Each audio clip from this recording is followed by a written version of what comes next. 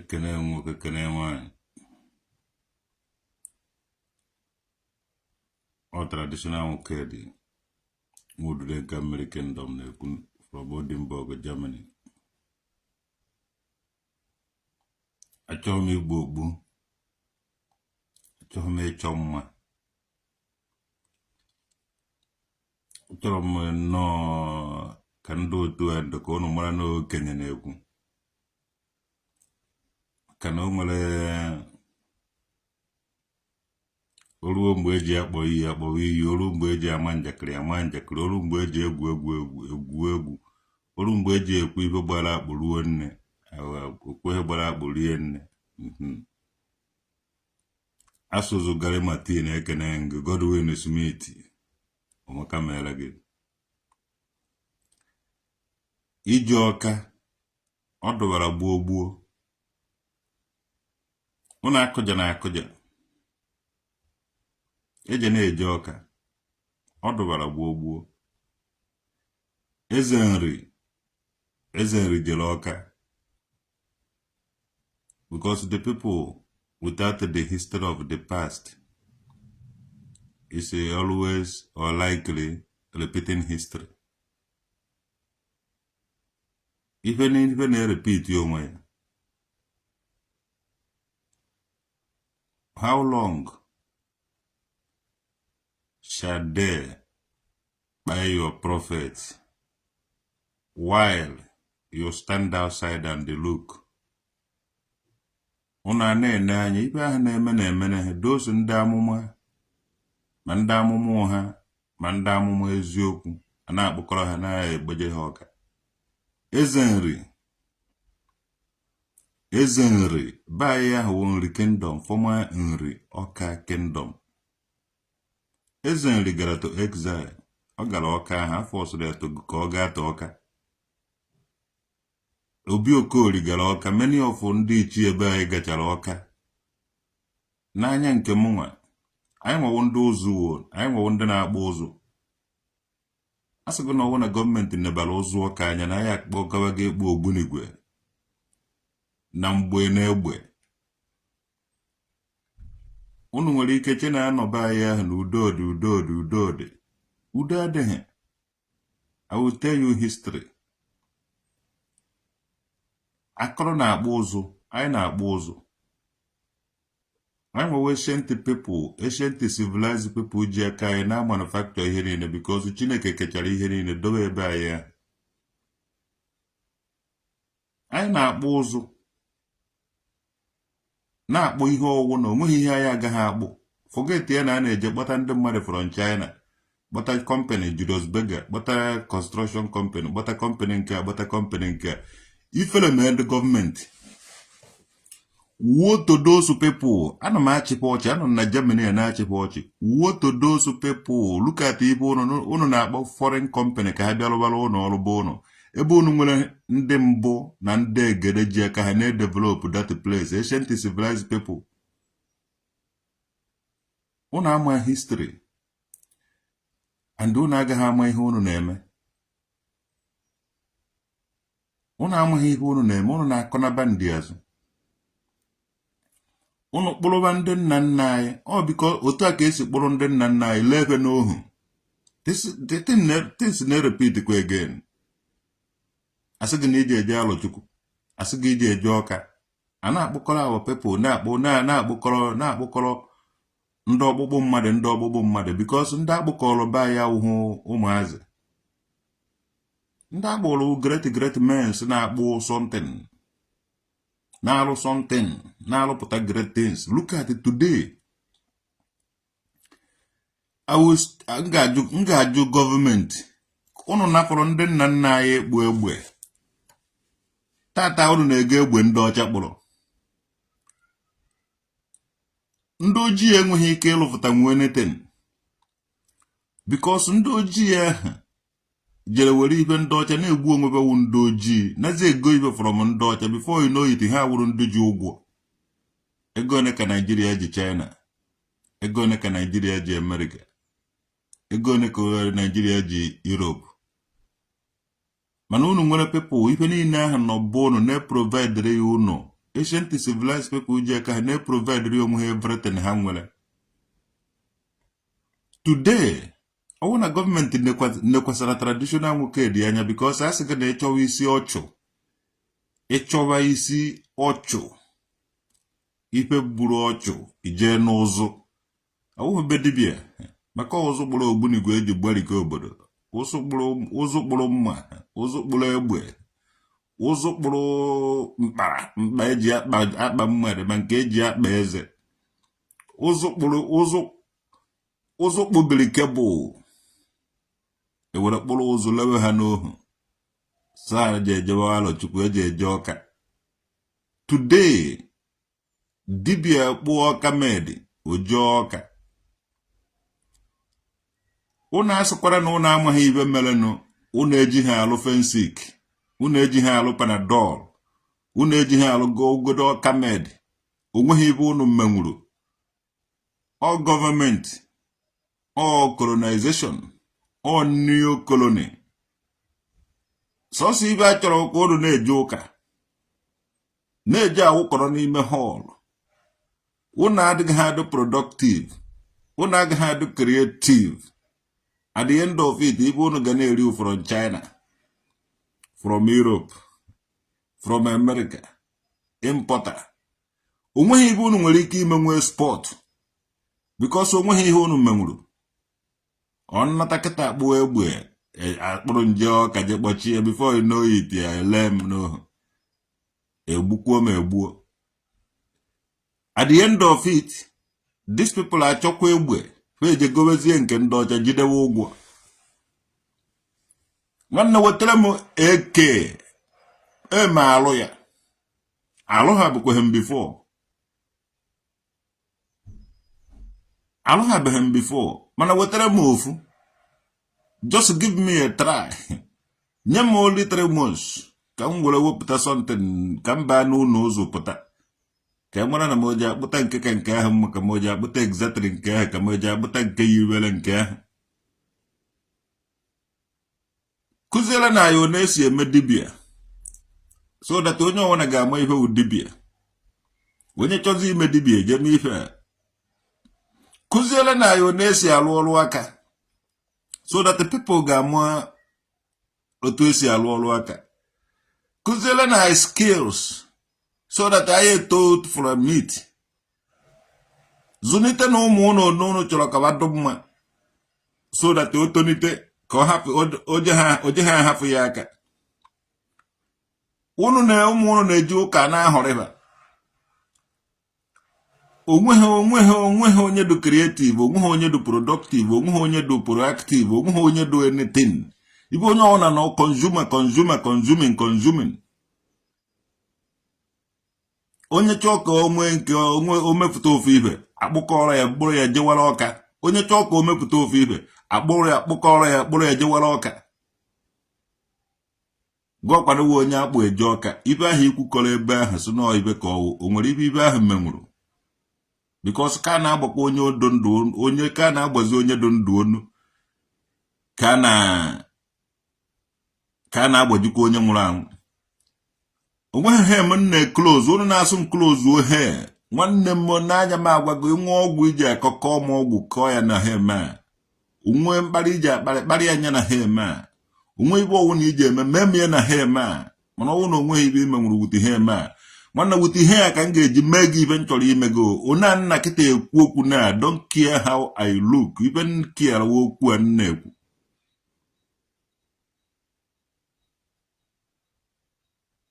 Yes. N'anya m judo ojukwu jekatala ọka emefu ya arrest nke a ndị abịa kpụrụkwa ya ndị abịa kpụrụfụga ya ndị abịa kpụrụkwa ya ma visible nnewedum na ụfọdụ ndị akọrọ ndị ọzọ ndị village anyị na-akpụ ụzụ that time as a child m ka na-akpụgasị ma mkpesị ma lụọ atụrụ ma ụmụ ma ọgọ nwa uwe na-eji akpụchasị irulo ma mma akpagasị na ọdọ steeti aka na-amụ otu esi akpụ ọdọ steeti ma aka na-eme those ones. Mana ndị mụrụ anyị nwa ejewego ọka ka ha je kọwa asị na ha kpụrụ egbe ha na-akpụ egbe asị na ha kpụrụ nke a ha na-akpụ nke ọzọ nna ana akpụkọ kpụkọgide ha the next generation ndị dịka anyị nwa hapụzie ụzụ ahụ jee gbawa boy onye ka a na-agwụgụ na ọ na gọọmenti neruru indigenous nyere people encouragement ihe anyị needed from government with encouragement ọwụghị create enmity it declare ya war against ndị na-eme exist before the government take over. Yes, government bịara ime good mana una don't be over good and don't be over wicked. May no kenabo. Nye people encouragement. Teach people what they want them to be. Create job opportunities for people. Who wanna go survive just like that. Let the government carry everybody along.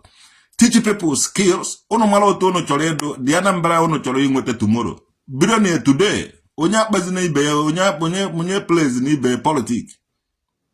Onye plays na all this thing adịghị good.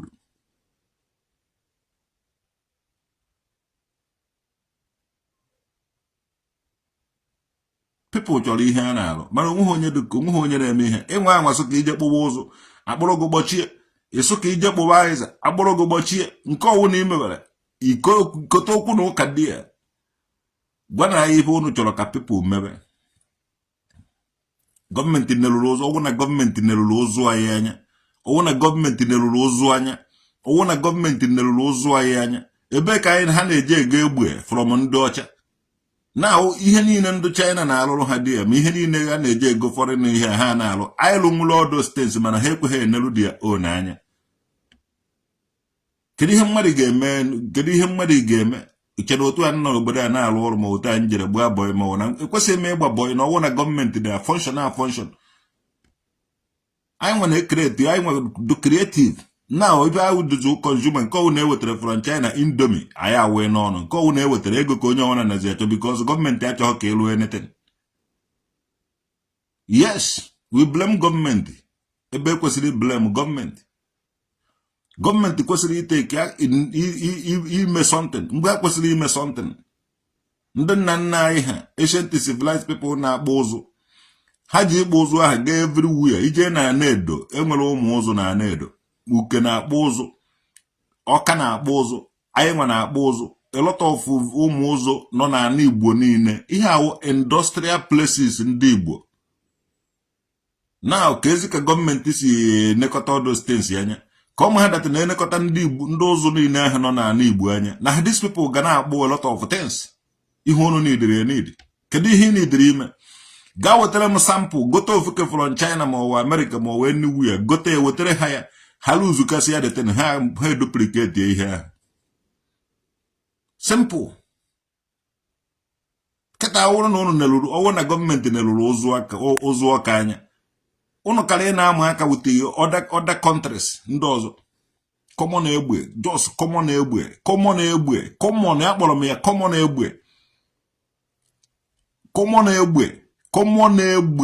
ka unu ka na-ego na this 21st century aka na-etela unu kolotaba unu ụzọ Adam na Eve ka gachara ụzọ ka dị otu ọrụ kemgbe Adam etebeghị kolota for the first time kolotara ka na-abata na village unu na this 21st century. So all the decades, all the centuries back and the back and the back and the back unu ahụ ka ọrụ n'ala ha n'okpuru ukwu isi ahụ ka ọrụ n'ala ha.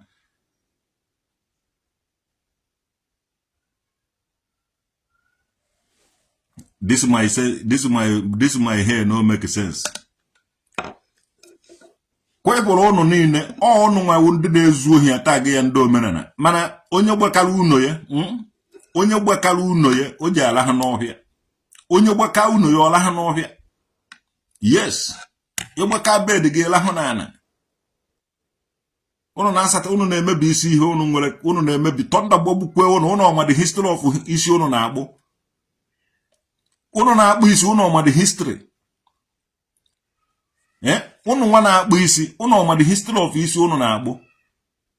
Chineke anaghị eke agụba eji akpụ isi kwa mmadụ mere agụba were na-akpụ onwe gị isi nwanne onye amaghị ibe wu onye amaghị ibe ọwụdụhụ people na-achị unu problem no unu nwa a confuse na move ha with the confusional spirits bịa na Germany agwa m na isi ma make sense ka ije nga ọ bụ ka o make sense ụmụ anụ ọhịa a na-evi unu a na-evi unu pump action pondoji pump action eme achụ nwaanyị evi unu pump action unu evuru na-eje ego ebe ụmụ nwaanyị nọ na ịnyara pump action na-azụ eme evupụta eme chakan nwanne ụmụazị ji ezigbote ibe jide ha akụji ego ọba with the pump action ga ahụ onweghị ibe pump action unu wụ ọsịsọ ụmụ chaka bombs ọ blame mentality unu isi na-eme ka sense nwanne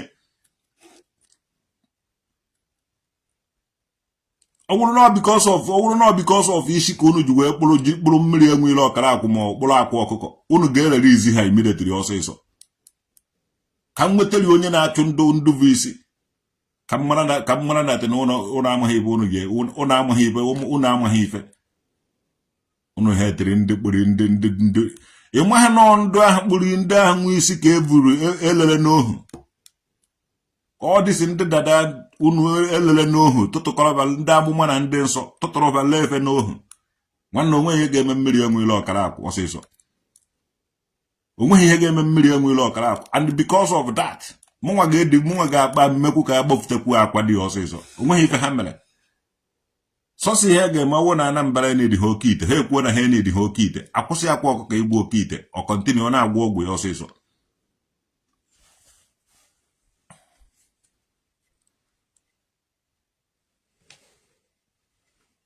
so mụnwa traditional nwoke dị onye nnapa ekwu okwu a and ofe encouragement ka m ji enye ụnụ agbahakwa n'okwu a na-ekwu ife ọwụ na na-ekwu ihe ọkakwa mma na challenge because ọkwa na-arụ ọkwa mmụọ ka gị na ya na-ekwu ọkwa nke ọwụ na imetere iwere isi gị were vuru ya imekichara na egwu ahụhụ egwu ụmụazị ọsịsọ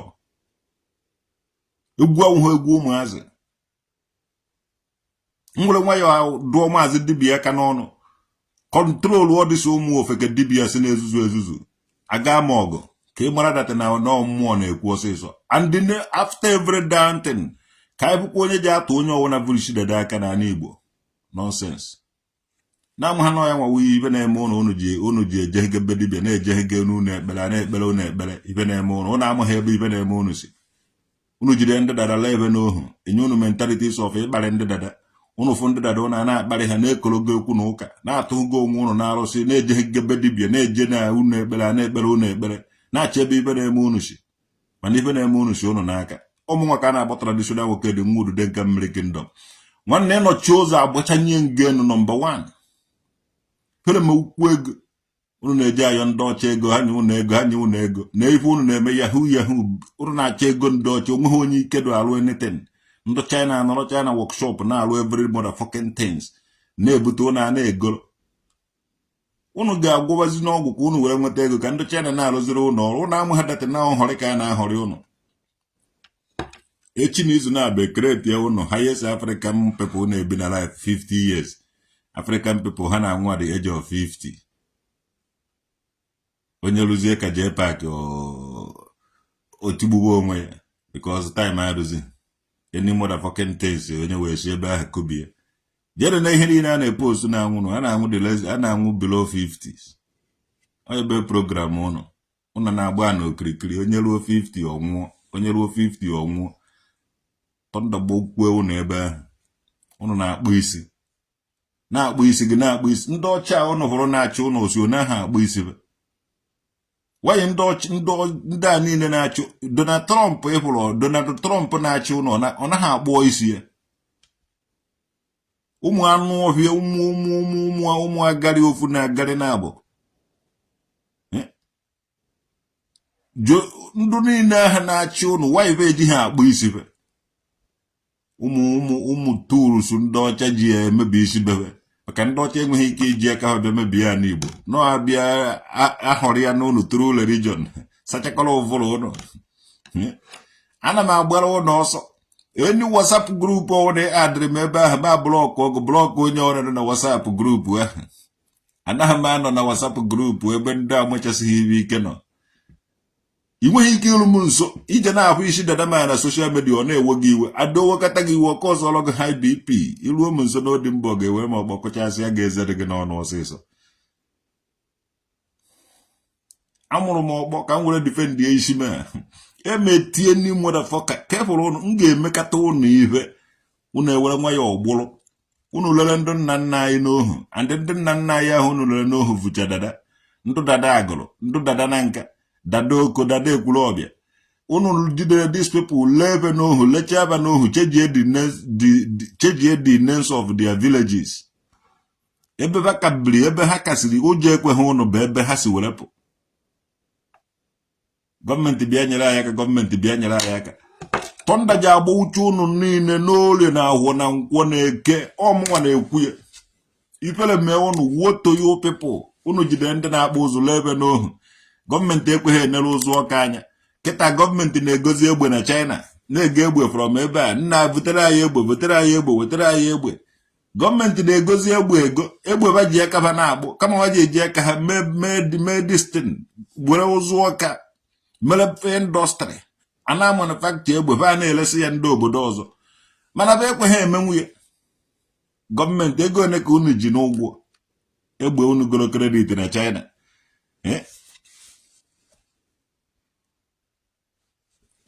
nke azụ onye Igbo yeah, you suspect you're getting don't worry anọ m into drug kwe nsogbu adịghị onweghị onye nwere ike ịlụ m nso and at the end of it njọ niile alụ ụnụ niile the evil that men do ọ ga-atapara ụnụ niile n'ahụ ị naghị azụ ezigbo abaghị nwa iji azụ onye Igbo ị na-agba ọsọ mgbe onweghị ibe na-achụgo ị nweghị ike ịpụta ibe ị ga-anọgide n'ọchịchịrị nwụkwa n'ọchịchịrị akpọ onye afachi ya nara afa ga-awụghị onye Igbo woto those people na-aza fake names unu emebie n'ụwa mana unu enweghị ike ịpụta ibe and ọ naghị ada ụnụ mma na ụnụ anaghị azụ ezigbote afọ ụnụ yes adụ m nkịrịnka n'anya anọrọgo m n'oche ahụ and ụnụ enweghị ike ịbịa dị onweghị oche ọzọ ụnụ na-eje nọrọnụ n'oche ọchịchịrị ụnụ ahụ ebe a ka ụnụ ga-anọ ebe a ka mmụọ nsọ pụtụrụ ụnụ ga-anọ dị ya yes what to those people na-aza fake names unu egbubeghị anyị and unu emerinwu iji apụtara Facebook were fake name na-akparị m ifu mere ezigbo ifu mere ebe mmụ ezigbote aba gị gbuo ikpere na-abara na-agbọ m saa ọnụ a na-akọ n'ọnụ ọhịa unu meche unu eje ụka bọsị ije ike isi n'ime unu ụka gị ahụ mmụọ nọ n'ụlọ ụka ahụ ihe ga-egwu ọsịsọ onye ọjọọ na-eje n'ụlọ ụka wee ebe edolo nsọ ka ọwụ ụnọ ụmụ ekwensu ejuno n'ime ụlọ ụka na-emebi isi afa ụlọ ụka echekwa na mmadụ ka bawo ekwensu amụọ n'ụmụ ọ dịzị ụmụ ekwensu ndị amụtachara n'ime ọhọm maka na ịma na ụmụ Chukwu na-amụ nwa na ala Igbo ekwensu na-amụkwa ụmụ ime otu esi amụ ụmụazị ekwensu mụrụ jee mitie nwaanyị na-anụghị di were mụọ jee mitie nwaanyị na-anụghị di were mụ nwa si ya nne ka ekwe n'afọ a ka onye nke a si mee o ji asị gị na ọkwa ekwensu ebugo ya na ụmụazị niile ekwensu mụrụ ekwensu bịa ọkpọ ọsọ utodo na ụdị mmadụ bịa họrọ ya nwaanyị tụba ya ime ụwa so enwere nke ekwensu mụrụ nwee nke Chukwu mụrụ enwere ụmụ Chukwu nwee ụmụ ekwensu na-abịagoro na my platform akparị m ọwụghị m tụbara ime ụlọ ọwụghị m gwara papa ụnụ họrọ ibe abịa hụrụ ya Eve ekwensu bịara họrọ Eve ọmụọ mụta ụnụ mụta Ken na Ebel ụnụ ahọchago Ken na-akpụgharị na-epigharị na my platform fere m okwukwe ụnụ ndị arenji miracles arenji ndị asara isi na-achọ onye ba na-asarakwa isi nwanne anọghị m data area ụnụ nọ ife na-eme m nji adọ nkịrịnka n'anya bụ because of lack of otu unu si do disorganized otu unu si do disorganized ịbụghị ndị unu ji na-emere hope fetara social media na-anụso onwe bụ ọgụ ndị isi ụka ụnụ ndị isi ụka ụnụ fetara social media na-anụso onwe bụ ọgụ ụmụ ofe ka eri ọ wee bere ka m mewere ụnụ nji wee hand over to Mathias Ezeakụ Yana me melo ne belo I can hand over to Matthias Isaac. If not, ọmụnwa onye karịa na ahụ unu ka onugbu na Matthias Isaac si ahụ unu ka onugbu. Mana aja ọsọrọ m hand over to Matthias Isaac. O metụkwa m emetụkwa. Ọdọrọtụkwa m ndọrọ. Ọdọrọtụ ndọrọtụ. Ọdọrọtụ ndọrọtụ. Ọkwata unu isi na akụrụta akwakwa m unu isi na wall. Yes. Ọmụnwa hand over to Matthias. Kwebụrụ unu nwa na-eje ụka. Because of unu si akpari mmadụ, otu unu si akpọ mmadụ iyi, ife ọjọọ unu na-eme obi ọjọọ unu. Onye nwe ka anyị jiri gbaa Baịbụl ọkụ. Ya nwe ka anyị ji were tichara fụta. Nwanne ọnụ nwa arụ na-emere Igbo unu nwa ndị ụka. Ọ bụrụ na akwa ọkụkọ ji emepe ọnụ ya kwube ndị ọgwụ gasịala oke ite ahụ ebe na 90% of ndị dọbara oke ite bụ akwawo ndị ụka. Ọ bụrụ na mmiri enwe ile ọkara akwụ ji emepe ọnụ kwuo ndị ụmụ eze nwaanyị sọbara ahụ ịpụ na most of them wụ ndị ụka. Ọ bụrụ na ndị dibịa nọ n'ala Igbo ji ebido mepesi ọnụ ndị ụdị client kpọrọgbata agba n'anya efi. Mana ebe ha chọrọ ikipụ the silent, ebe ha chọrọ ikipụ the secret, nke ha mụmaraba nke onye amụ ha amaraba. Kọstọma akwa ọkụkọ ndị niile akwa ọkụkọ na-agwọrọ ọgwụ 90% of ndị akwa ọkụkọ dọbara oke itewo ndị na-eje ụka. Yes. O kweghị ekwu ya. Ọ na-ezo unu na-akwụ ya ụgwọ ka ọ na-enye ya ego na-alụrụ ya họteelụ na-eme ibe ka ọ hapụ ikwu ndị nwe oke ite. Onwe otu o si kwuo okwu unu ewere ego sọcha isie ya ọnụ. Ọ na-eri na ego na daziere unu mgbada ọkwa unu nwajere kuku kwetelụ kpụrụkwa ya. Ha ndị na-agwụ ọgwụ n'ala Igbo wụ ndị ụka. Ndị na-ejebe dibịa n'ala Igbo wụ ndị ụka. Yes. Ị na-afụ onye na-eme onye ya na chi dị na mma, ị na-afụ ya be dibịa. Onye ya na chi ya adịghị na mma na-ejebe dibịa. Ndị ụka na chi be adịghị na mma. Ọ ba na-epigharị be dibịa. Ọ na wee gwafa ya ịgwafa ya ọwụrụ alụ ka ọ. Ndị ụka ọnụ na-ejebe dibịa. Jenu I challenge ndị dibias mepesie na ọnụ kwuo ndị ọnụ na-agwọrọ ọgwụ. Mepe na ọnụ ụnụ ji eri ede kwuo ndị nwe oke ite ahụ ụnụ dọbara be ụnụ. Ndị ụnụ na-agwụgasịrị ọgwụ ndị na-abịa asụ ụnụ nyefe nke eji eme nke anyị. Most of them ndị pastọ. Ndị pastọ na-awụ ọkụ wute ndị dibịa.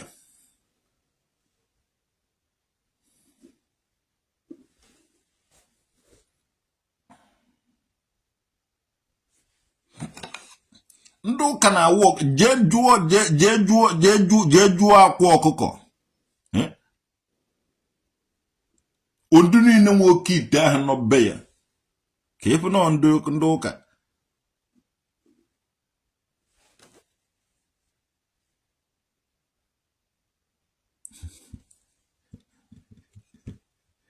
Onye Igbo m ga-ablọkụ gị na because anaghị m eme entertain onye anaghị aza ezigbo aha ya. Ịrakọta eze onye Igbo bịa ebe a isecha Igbo bịa ebe a ịkọtụ ablọkụ gị ma anụ ọbịa na-azụ onye Igbo ya too ugwu.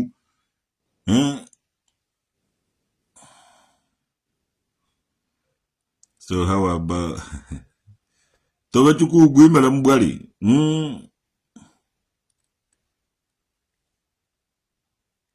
Nke a na-akpọ boju na jirekwa oge na blọkụ oge. Ọ dịzi ndụ feki arenji niile m ga-ablọkụ cha ụnụ hie. Unu enweghị n'ise ọgụ ihe a na-anụwa ọgụ. Ema agbapụta ọdịsi traditional people. Yes, I will come for them. M ga-eseti ha free.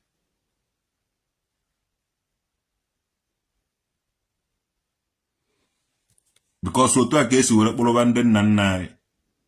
O na ka esi kpụrụba ndị nna nna anyị, ọ gaghị ekwe ka ọ gaghị awọk this time around. Anambra steeti gọọmenti kwesịrị ikreti jobs. Amara otu anyị chọrọ ka anyị dị because ndị nna nna anyị enyego anyị job anyị ji ekrit anyị ga-eme. Mana ha nwee ekweghị eneru ya anya. Ọwụ na gọọmenti neruru ụzụ anyị anya. Kịta anyị aka ga-ekpugbu ogbunigwe na laịfụ. Kedu ihe mere akụrụ wee taa n'ụlọ onwe with 9 villages to start with? Akụrụ we town all onwe with 9 villages. Ha na-agba ụzụ. Enwe ọkasi akọrọ. Ụmụ akọrọ ndị na-agba ụzụ ụmụnna ndị nka. Ha buru ibu ha spread across ndị Igbo na-agbara onwe ha mbọ. Even mana Igbo street na-edo. Ha nwewo ndị na-akpụ ya ọba bini a lot of things. So, anyị nọ na-agba mbọ na-edozi ya n'Igbo, ancient civilized people, anyị nakwa na-amụ aka with international communities, ma India, ma China, ma all those states. These people nọ na before anyị nọ n'elu. Because anyị na-akpụ igwe, na-edozi ụzọ, construction, everything, ma flame. Jee na leje nọ na Nsụka, ebe a ka anyị na-anọ meltuo igwe from meltuo okwute ọhọrọ igwe. Ifuru technology ndị nna nna anyị dobere everyday ndị ya. Mgbe nwa bekee bịara, ụfọdụ na ije ya enweghị isi. And ije ya agaghị enwe isi olesi o mebisiri ihe niile a. Tizie nke ya. Kedu ka how mighty is fallen? Otu mighty is were fall na ala Igbo. Things fall apart, ife ukwu mere. People ama history. Ife ukwu mere. Nwa bekee were onye ọcha bịara n'oji ọ họrịrị ndị Igbo. Amaghị m otu o si họrị ndị Igbo ka ọ bara n'ime ndị Igbo na-ejine ha oji. That is mmụọ ya because all the thing ihe ya ka unu na-eme.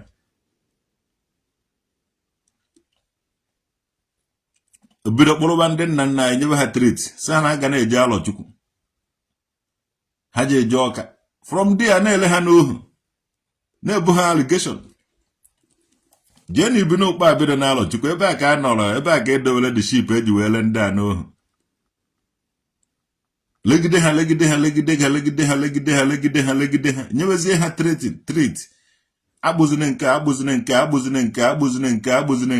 Onye aka eso kwụsị ya ihe ọrụ aka anyị o.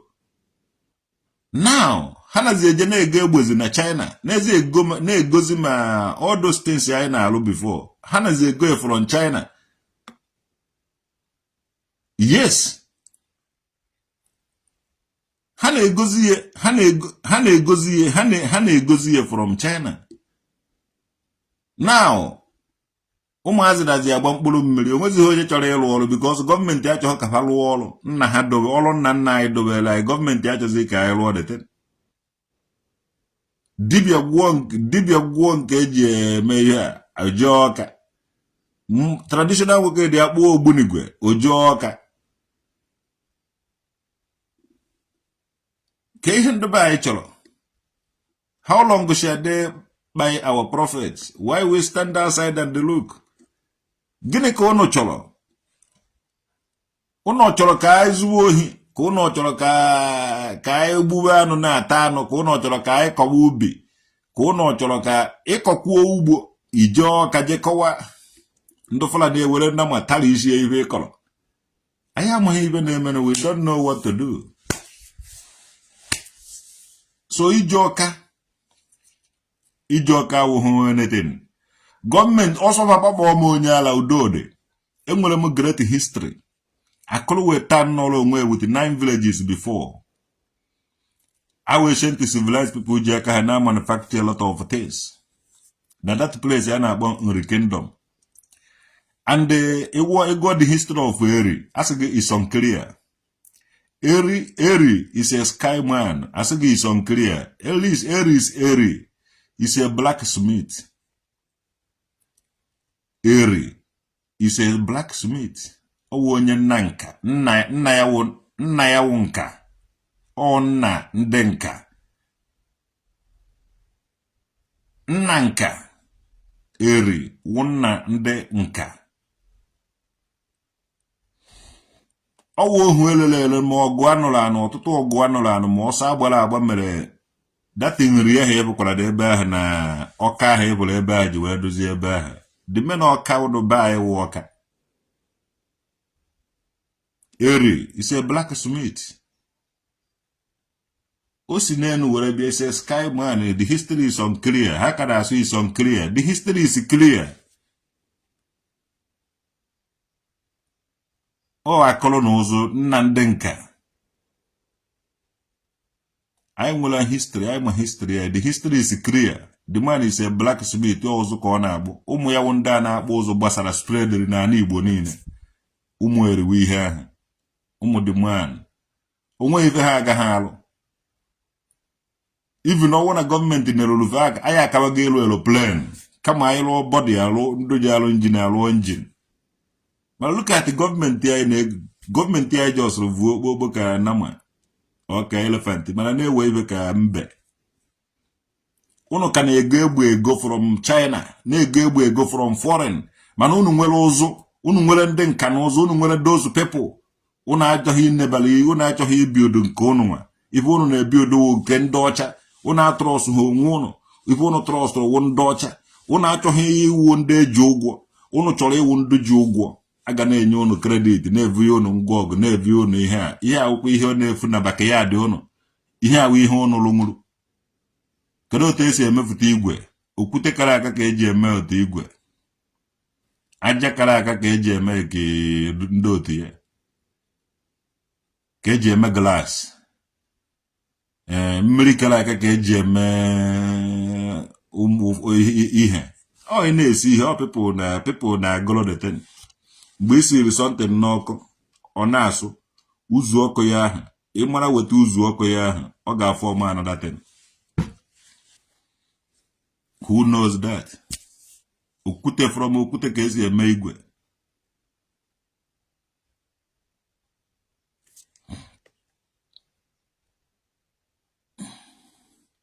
So,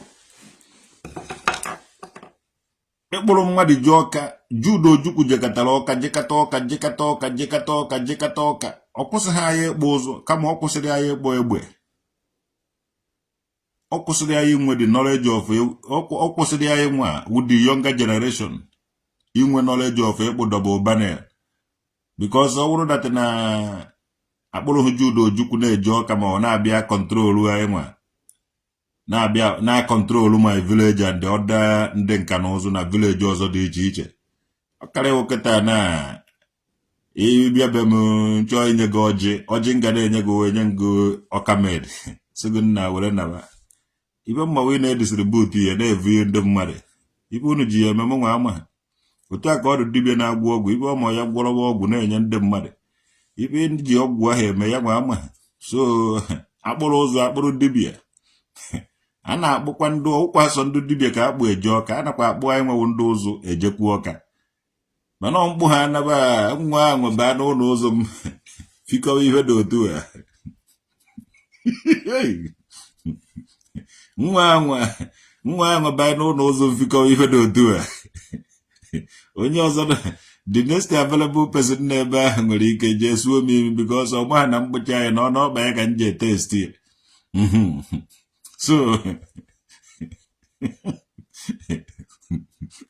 onye nọ nso ọwụ na mbido na-egbu paịpụ na-ebe paịpụ na-akavụ ya na-ekwuchi na-alọkọ.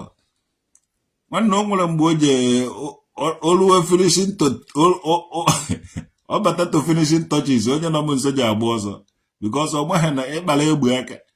Nwanne onye kpa egbe aka wụ God that time. O nwere ike nara gị ndụ gị. They should let the blacksmith make the double barrel and let the rastas grow the ganja.